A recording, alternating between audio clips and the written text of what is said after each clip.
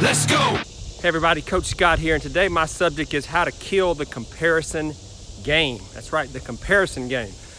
I've enjoyed coaching people for over 20 years now, and I've loved the fact that I can help people be all that they were created to be. But one theme has always popped up with most of my clients at some point or another, and that is what I call the comparison game.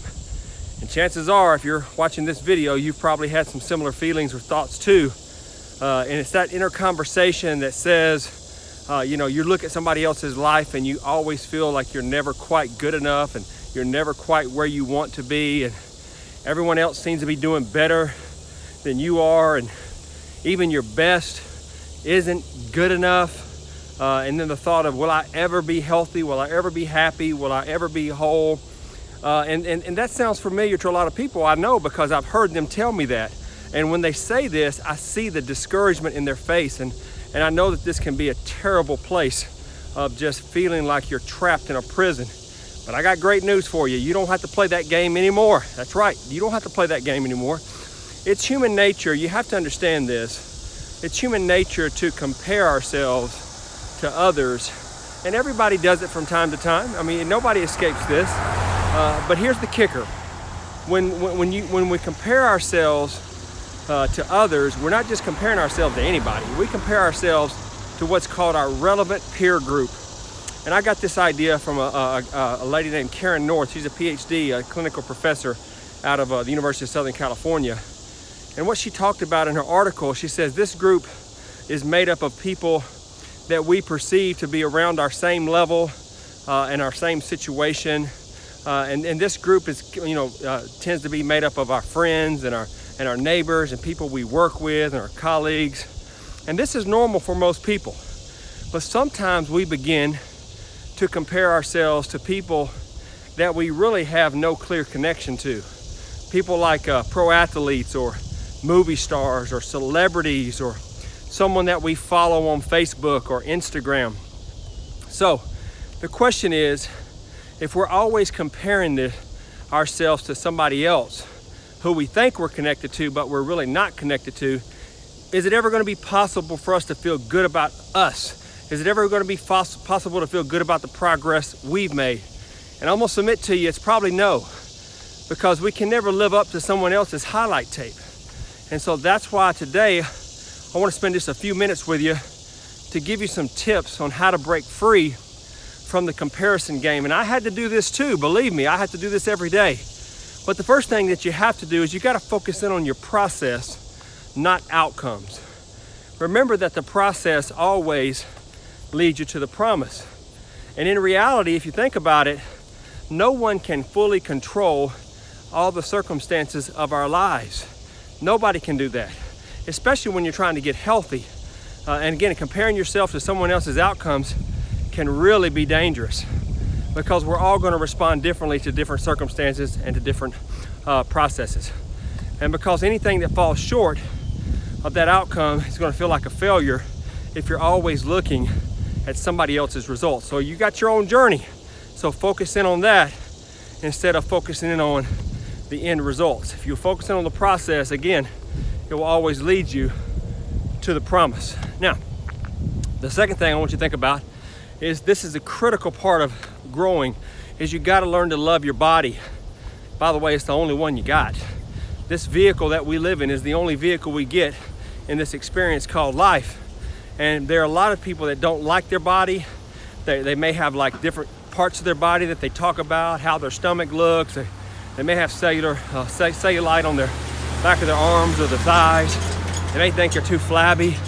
The truth is, we all are probably guilty of this at one time or another in our lives. And too often what happens, these thoughts take up way more mental space and emotional space than they should. And one of the ways I've learned to deal with this and take away that sting of comparison and being critical of my own body is I began years ago to journal daily. I just write my thoughts down. I write how much I appreciate me. I write how much I appreciate the people in my life. And so don't think of this as some kind of another to-do list on your calendar, but consider a quick and easy, efficient way to give you a daily dose of perspective. This is very important. And the more you do this, what will happen is you'll begin to transform your mindset from being in a place of comparison all the time to a place of real appreciation. And that's a beautiful place to be. And then the third thing, and you've heard me talk about this before, but you got to cut the energy vampires out of your life. And I've had to do this many times. And it can be very difficult, challenging, and it can be painful, but it is absolutely necessary for you to be able to kill the comparison game. First, you have to look through all your friends, all the people that you're following, people that are connected to your life, whether it's a personal account or whether it's an email account, whether it's some type of social media aspect or asset that you follow. And you got to find out who of those people are not adding value to your life. And maybe they're a liability, maybe they're toxic. If you don't cut them out of your life, they will sink you like the Titanic. And believe me, you will trust me later for doing this. And I know it's very difficult, but you got to surround yourself with people that believe in you, and you have to surround yourself with people that see a higher version of you and challenge you to lift yourself up and be the best and highest version of yourself. And then finally, the last thing is that I always tell our clients as I'm coaching them, you've got to set some safety nets around your life. When I was getting healthy years ago, I knew I needed accountability. I knew I needed to have somebody peer in on me and look at me, see what I was doing, and be accountable to that process in order for me to be successful long term. So one of the things I used for myself was that I got on the scale almost every single day. Now I got to tell you, this isn't a habit that made me feel good about myself, and it didn't make me feel in control. What it made me feel like, the scale was controlling me. And this comes from a mental aspect of just constantly pursuing and trying to measure up to what other people told me I needed to weigh. But once I realized that the scale weight had nothing to do with me being healthy at the cellular level, it was so empowering for me to just drop those 3 digits and forever think about how it is to feel good, sleep better, wake up rested. Those are the things that really matter, have the energy. And soon I began to realize that I needed a different type of accountability that would be more impactful in my life. And although I didn't have the support of the Transformation Nation like you do today, at that time I did begin to surround myself with people who believed in me. And most importantly, I also hired my own coach. This is one of the greatest decisions that I've ever made, and it was a game changer for my life. So whether it's our online community, or meeting with your coach in person, sharing your successes, your struggles, sharing all the stories with the Transformation Nation or other transformers. It can be a way to really build genuine connection. It can keep you connected to our community and to a community that believes in you. And it can also help you build ongoing meaningful support in your life, in which we all need, by the way. And way more support than scrolling through Facebook or Instagram looking at other people's fake lives. So I encourage you, share that picture, share that post that reveals the real you. Start talking about your victory. Start talking about how good you feel. Open up to your coach. Be vulnerable. Be coachable. Most importantly, be honest, be genuine, because genuine conversations always beat silent comparisons. They always do, my friends, believe me. And we all know that there's someone out there who is further along, ahead of us, and they appear to have everything going for them. They appear to have everything that we're looking for and we want. But instead of focusing on things that take away from your joy and comparing yourself to other people, start building your support system.